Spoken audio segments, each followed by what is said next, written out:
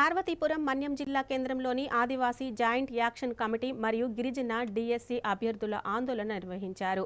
ఈ సందర్భంగా వారు మాట్లాడుతూ మెగా డిఎస్సిలో ప్రకటించిన ఏజెన్సీ ప్రాంత ఉపాధ్యాయ పోస్టులను స్థానిక ఎస్టీ అభ్యర్థులతో భర్తీ చేయాలని కోరారు.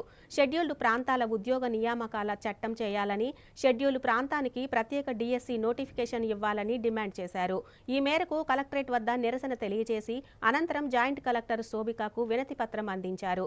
ఈ నిరసన కార్యక్రమంలో ట్రైబల్ రైట్స్ ఫోరం రాష్ట్ర అధ్యక్షులు రోబ్బా లోవరాజు, ఆదివాసీ జేఏసీ జిల్లా వైస్ చైర్మన్ ఇంటికుప్పల రామకృష్ణారావు, ఆదివాసీ నిరుద్యోగ అభ్యర్థులు తదితరులు పాల్గొన్నారు.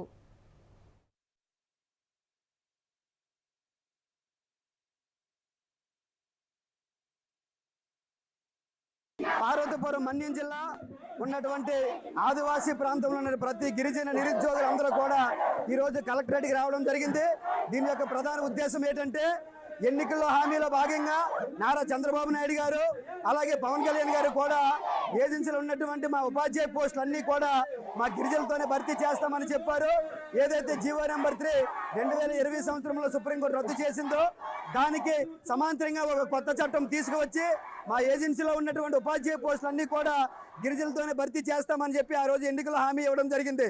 కానీ మొన్న 2025 నోటిఫికేషన్లో కనీసం మా గిరిజనులకి కేటాయించినటువంటి పోస్టులు ఏవి కూడా మా గిరిజనులకు కేటాయించకుండా జనరల్ డిఎస్సీలో కలపడం వల్ల మా యొక్క ఆదివాసీ నిరుద్యోగులందరూ కూడా ఎంతో నష్టపోయినటువంటి పరిస్థితి ఉంది.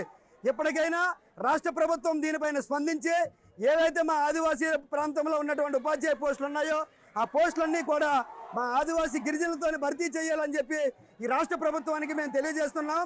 లేని పక్షంలో రాష్ట్ర వ్యాప్తంగా కూడా మా యొక్క ఉద్యమాన్ని ఉధృతం చేసి విజయవాడ కూడా సీఎం ఇంటిని ముట్టడి చేస్తామని చెప్పి ఈ సందర్భంగా మేము తెలియజేసుకుంటున్నాం.